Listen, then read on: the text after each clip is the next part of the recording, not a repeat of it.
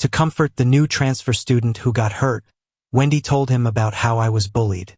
When I caught her, she just brushed it off, saying, "It's all in the past. I just hope he can get through it like you did."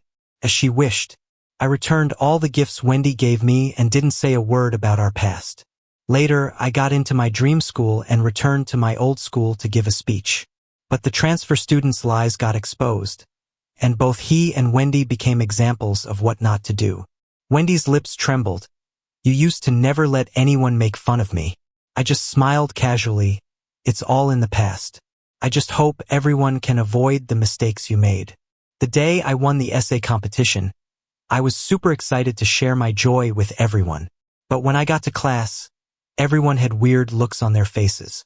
The new kid, Calvin, blinked twice with a look of pity. He said, "Alex, who would have thought you got bullied too?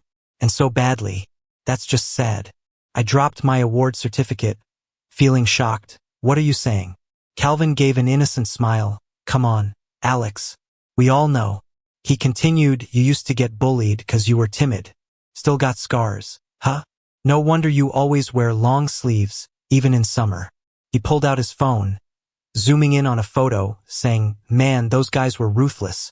Locking you in the bathroom, soaking you with dirty water, ripping your clothes. Alex, that's just terrible." As he spoke, he showed the photos to others. After seeing the photos, the classmates looked at me with complex expressions. Some even took a step back, keeping a distance. Not a single person spoke up for me. Actually, Calvin and I transferred here around the same time. Due to my personality, I didn't have many friends in this school. The only person I was close to was Wendy, but she wasn't in the class at the time. My mind went blank.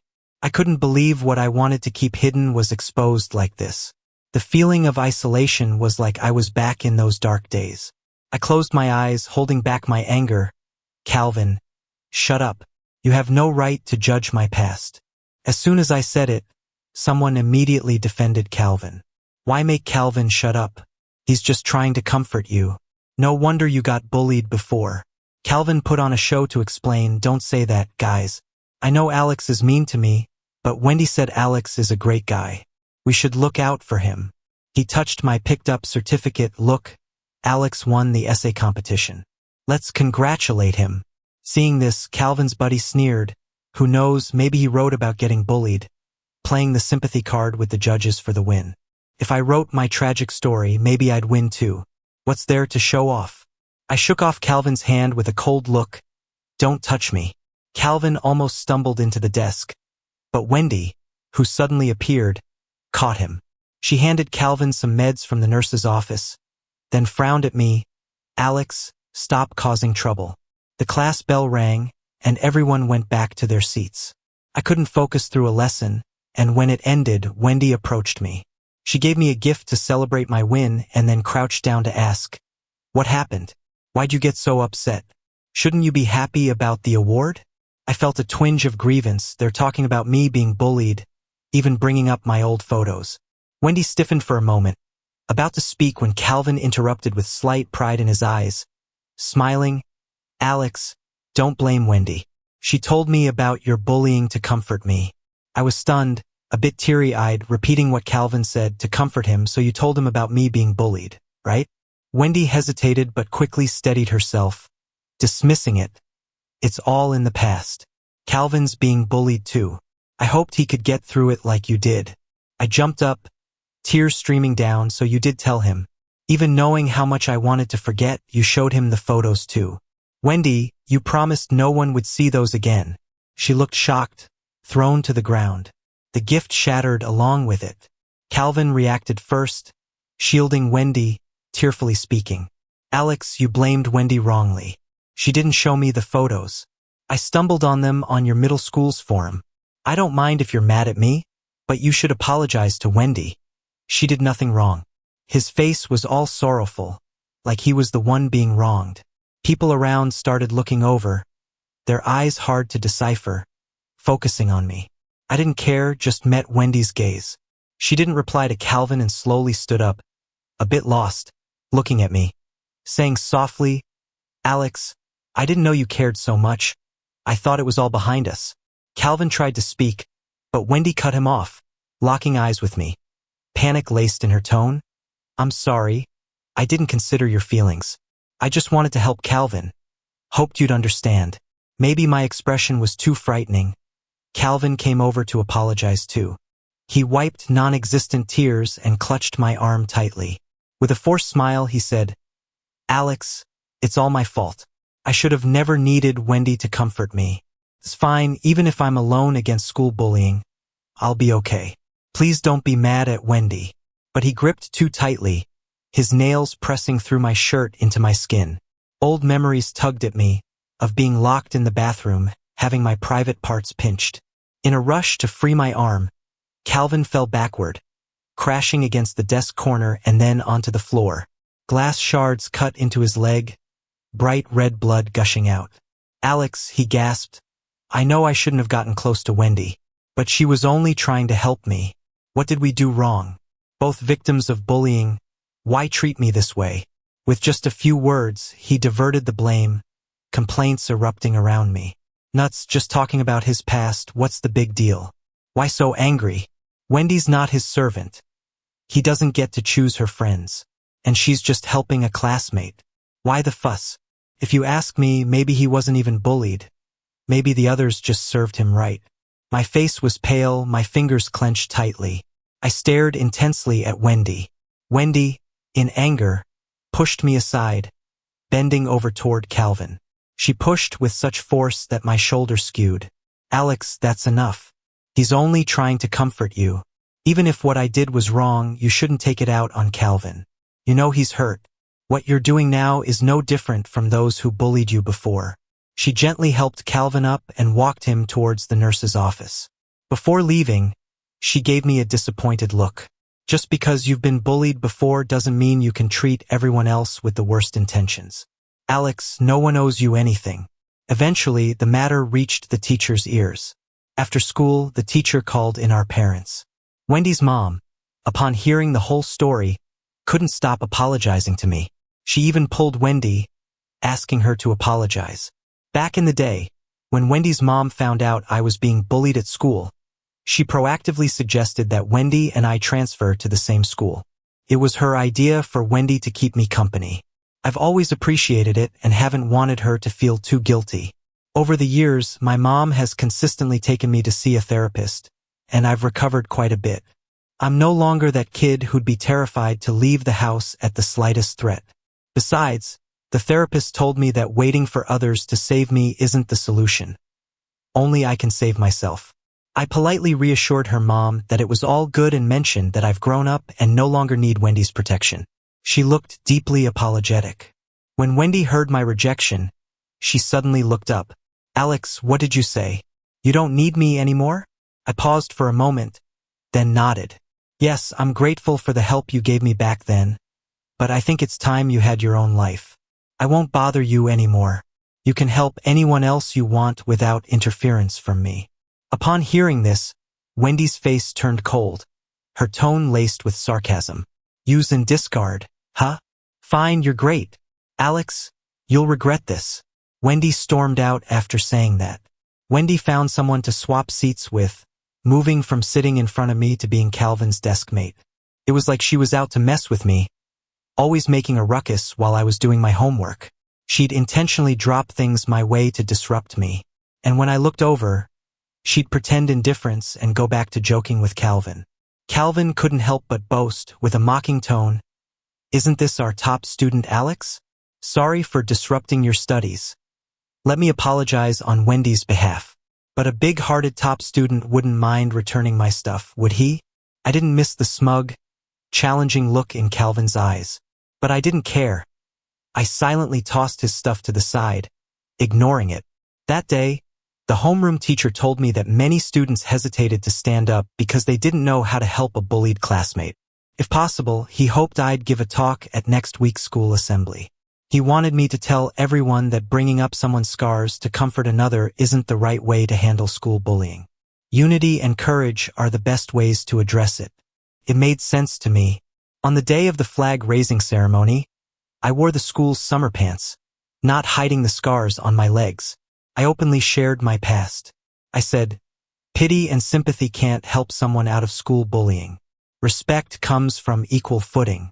Being bullied wasn't my fault, and I'll never be ashamed of my past. Thinking about it, I added, similarly, using one person's scars to comfort another doesn't erase the shadow of school bullying.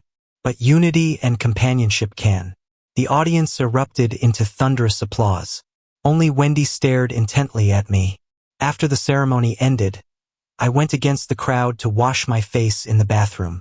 That's when someone yanked me into a corner. It was Wendy. She leaned against my shoulder, her eyes red with frustration.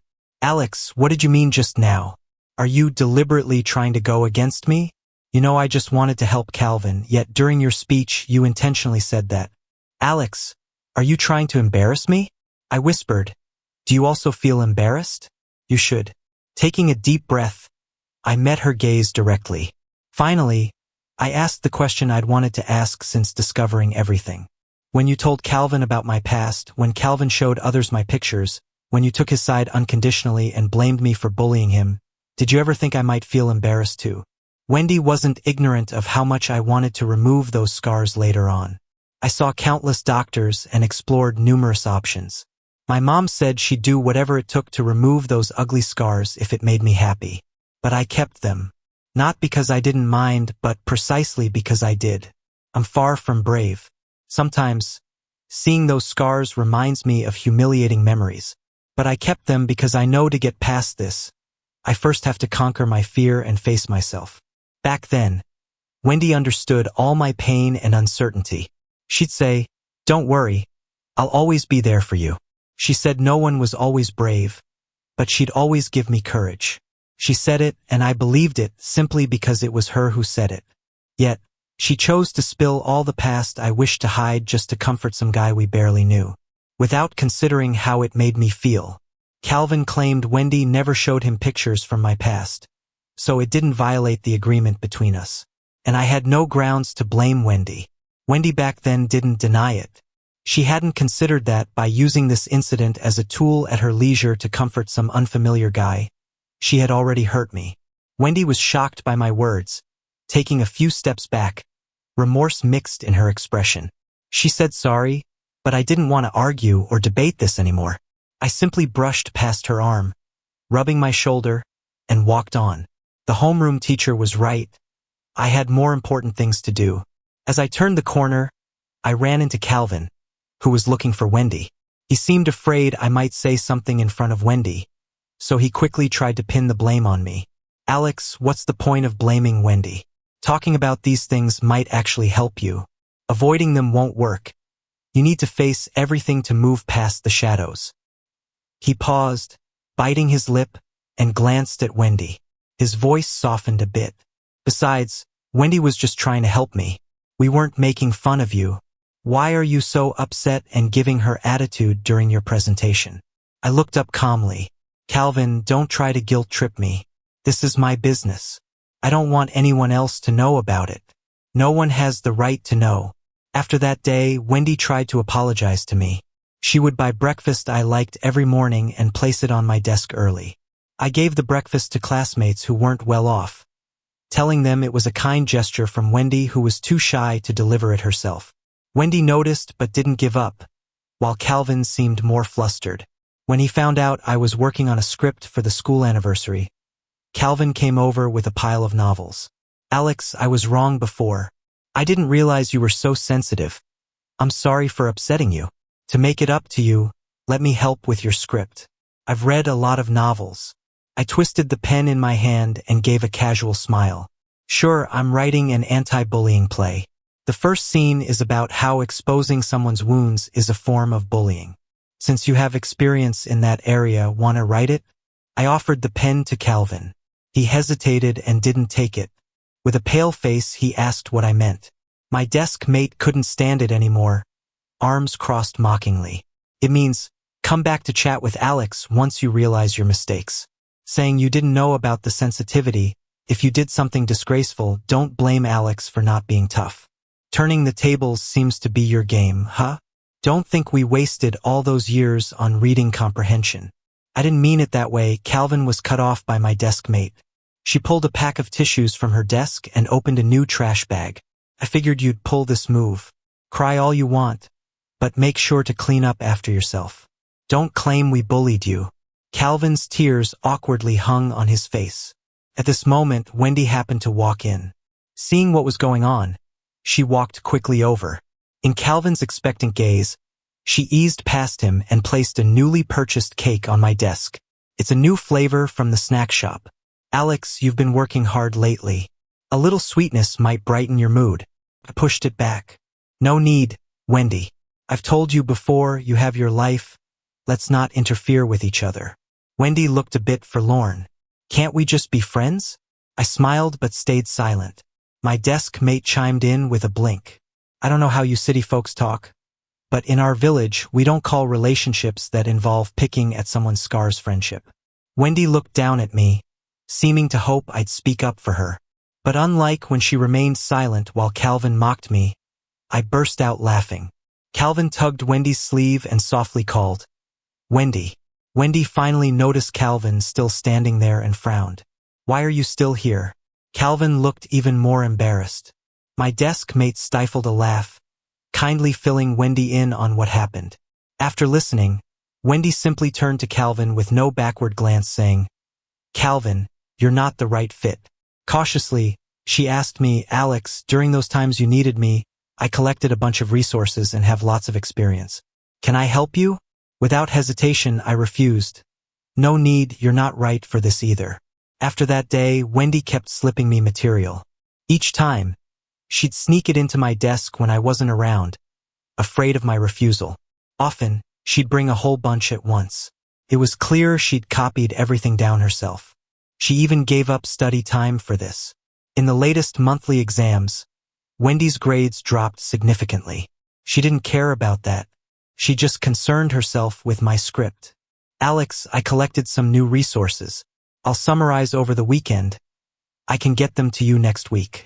Her eyes sparkled. Wait for me. I organized the printed information recently, bent down, rummaged through the bottom of my backpack for older materials. I spread them on the table straightforwardly explaining, I got the info last time you gave, but many of your stats are outdated and unusable. Wendy, I appreciate your goodwill, but I don't need it. I'm no longer that timid person needing protection. I now have the courage and ability to stride forward. Wendy always thought I was joking when I said she wasn't suitable, until the script was finished, and the casting didn't include her name. After school, she stopped me. Alex, why didn't you pick me? Maybe it hit her hard, as her voice trembled. Did you forget the times I was there for you? Or do you just care that I helped Calvin too? Wendy deliberately picked this road to stop me. The road leads west to the sea. Every time I didn't want to face reality, every moment I felt scared, Wendy brought me to walk along the sea. People always danced by the sea, and nearby there was an abandoned amusement park where kids adventured. Every time, Wendy drew me into the crowd of strangers. Amidst life's troubles, blending in brought a sense of openness and calm. I haven't forgotten. I started thinking about the play script long ago. Back then, there was an important role reserved for her. I intended to join her in raising awareness about bullying on campus and silently work against it. So, Calvin was holding his phone and saying it was all Wendy's idea just to comfort herself. Suddenly, I realized Wendy wasn't really cut out for this role. And even Wendy herself admitted that it was all in the past. Calmly, I reminded her Calvin's faking it. Can't you see? Those injuries aren't from protecting his buddies from bullies. Nah, he knocked himself against a wall to have an excuse to get close to Wendy. I saw the whole scene and ended up getting a backpack full of books slammed into my shoulder by Calvin. He threatened me. Alex, don't spill to Wendy. Otherwise, you'll get booted from school just like you did in junior high. The bruise on my shoulder doesn't hurt anymore. Not far on the beach, I could swear I still heard kids laughing and playing. Wendy took a shaky breath and said slowly, Alex, you have no proof, so I can't gamble on it. Maybe, just maybe, there's this tiny sliver of a chance that Calvin's genuinely being bullied. But I can't give up on him just because the odds seem low. Plus, honestly, you guys have been giving him the cold shoulder lately. Oh, so that's how it is. During that speech, I shared my past openly and voiced my thoughts.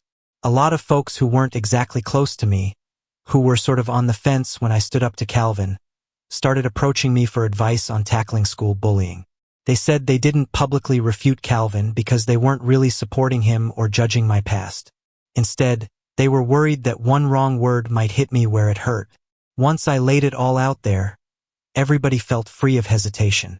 More and more friends surrounded me, supporting and caring for me.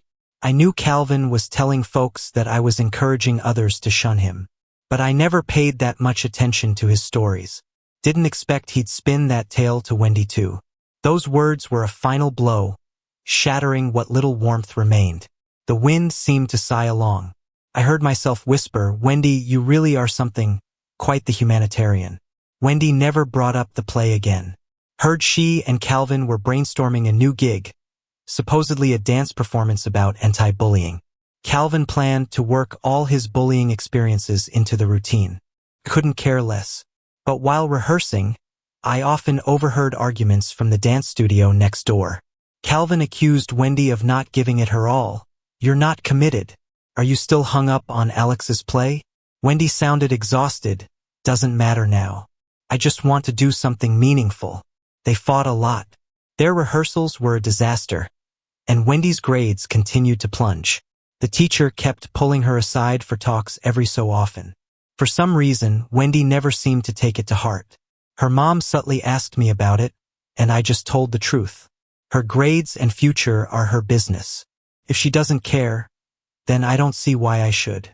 Later, Wendy often watched us during rehearsal breaks from the door of our dance room. If asked, she'd say she was learning from us. We're aiming for the same goal, so I guess we're not competitors but comrades. Nobody really bothered her. They just let her be. When Calvin found out, surprisingly, he didn't get mad. He even pushed Wendy to learn from us diligently. My desk mate always felt like something was off, checking props with me daily to make sure no one messed with them. But when I realized something was wrong, it was too late. While verifying the props, someone shoved me. There was oil on the floor that I hadn't noticed. I lost my footing and fell down the stairs, hurting my leg. The next day was supposed to be the full rehearsal. After waking up in the hospital, I found out Wendy had accidentally spilled the oil on the floor. She said Calvin had her move props around. On Calvin's orders, she made several trips. On her last run, she felt something spill but thought it was just water and was about to check when someone called her away. She didn't manage to in time. No one knew who pushed me since I fell in a blind spot on the surveillance cameras. In the hospital room, Wendy looked remorseful, seeming more troubled than I was even though I was the one injured. She said, "I didn't know Calvin would stoop so low. I truly just wanted to help him." Her face buried in her hands. Her voice was filled with agony. "Every time I see him wronged, I think of how you were bullied, how you hid in the closet crying because you were too scared to fight back. Alex, I genuinely don't want anyone else to go through what you did." I gave a cynical smile. At this point, she was still busy distancing herself. I didn't piggyback on her guilt trip, just asked, "Does it hurt?"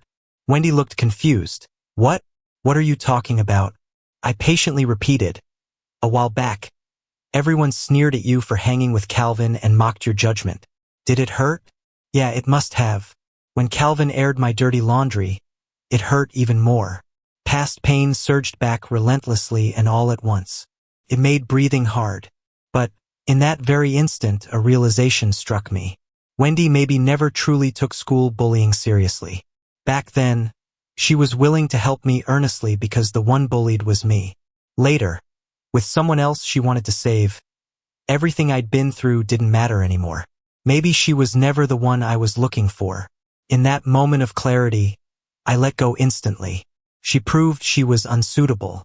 "Wendy, there's something I've always wanted to return to you.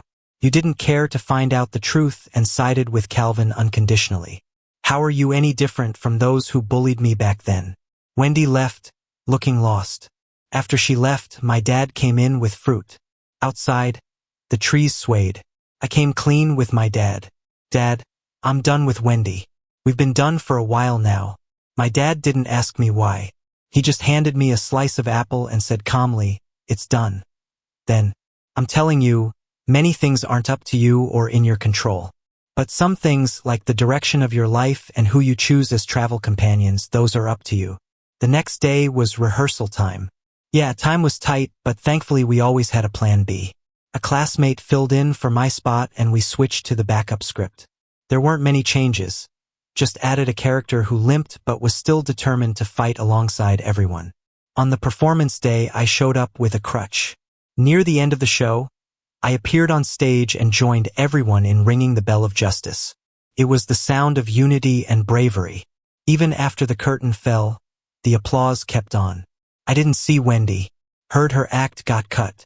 Their performance was just okay and barely made it through because of its message. Turned out, they copied that message from you guys while trying to harm you at the same time. No way that kind of act was going to be showcased at the school anniversary. After the school celebration wrapped up, some friends of mine helped me sort through what happened during the incident. The cops had come by to gather evidence, but there were too many people coming and going before the rehearsal, so they couldn't find anything useful. Everyone suspected Calvin, but without evidence, we had to let it be. We kept an eye on things, hoping Calvin might slip up someday. Meanwhile, Wendy stuck by Calvin like nothing happened. People whispered it might be 'cause Calvin had something on her. Others thought maybe she'd just lost her way. I didn't bother with it. Once my leg healed, I focused on studying for college entrance exams. I didn't reach out to Wendy again. If I saw her in school, I acted like I didn't know her. Sometimes she looked at me with a complicated expression, maybe apologetic or something else. I wasn't in the mood to figure it out, too busy tackling those tough science questions. Later, I found out Wendy's mom had Wendy hang out with me back then to help her grow. She knew Wendy often struggled to tell right from wrong, easily led by others. Wendy was also impulsive, jumping into things without checking facts. During her time with me, her temper improved. She helped me and learned to verify info, to think before acting. Her grades even got better. So in a way, we kinda helped each other. But eventually, we went our separate ways. I heard about Wendy again when she got into a fight with someone from Calvin's group. That's when everyone found out Wendy hadn't been with Calvin because of some hold over her or because she'd gone astray. She was trying to find evidence of Calvin's wrongdoings against me. Instead, she stumbled upon him bullying others. To protect a student, she fought Calvin's crew. Got pretty banged up and ended up missing that year's exams. Calvin and his pals got taken away. I visited Wendy as the class rep, shared the news. She handed me a handmade osmanthus flower, smiled, and said, "Alex, wishing you a bright future." When exam results came out, I got into my dream school. I got an invite back to share my experience. I openly thanked everyone who helped me. The road ahead might have darkness, but good mentors and friends light the way. If you face injustice, speak up. Life sometimes demands courage. I might have been timid once, but now, when needed, I choose to be brave. Mentioning Wendy's quest to expose Calvin, everyone sighed deeply. The school didn't recommend her way, and highlighted that during a meeting. Calvin's nasty lies were exposed. Everyone saw he'd claimed bullying for sympathy and attention while being the bully himself. Wendy, for her lack of judgment and rash acts, was also used as a cautionary tale, along with Calvin. I listened quietly, taking notes now and then. The teacher said, "Don't think being close with someone means you can joke about their past. Even in kindness, using someone's story isn't right. Others' pasts aren't your tokens. Only they decide if the past can stay there. Faced with tough times, seek help. Acting rashly alone isn't wise." When talking about the bullying details, Wendy suddenly showed up by my side. As someone involved, she understood some parts were info I'd given the teachers. Her lips trembled, and she looked pale. "Alex, you've never let others laugh at me before." I put down my pen, glanced up calmly. "Didn't you say it's all in the past? I'm just hoping others can learn from where you went wrong." Maybe at that moment, Wendy finally realized what her past mistakes meant for me. Because of her, only the past remained between us, no future. Later, my mom got a job transfer to the city where my college was. Before school started, we moved. While packing, I gave my old notes and materials to a junior. Accidentally, my diary got mixed in. The junior teased, "Senior, You forgot this? I said, throw it away. That diary held notes on how Wendy had helped me. Dreams including her. Once, it mattered deeply to me, so much I slept with it every night. Then, when Wendy insisted I understand her need to help Calvin, I realized the most important thing was being the one who doesn't give up in tough times. I tossed my journal into a trash can near my home and took my underclassmen to a nearby ice cream shop to share my college plans. I had no idea Wendy was watching me that day. She saw me toss away the journal and watched me walk away. Once I was out of sight, she picked it up and cried over it. She got a new notebook and responded to each wish I had written in there. I didn't know this, but even if I did, what difference would it make? I had already memorized what needed remembering.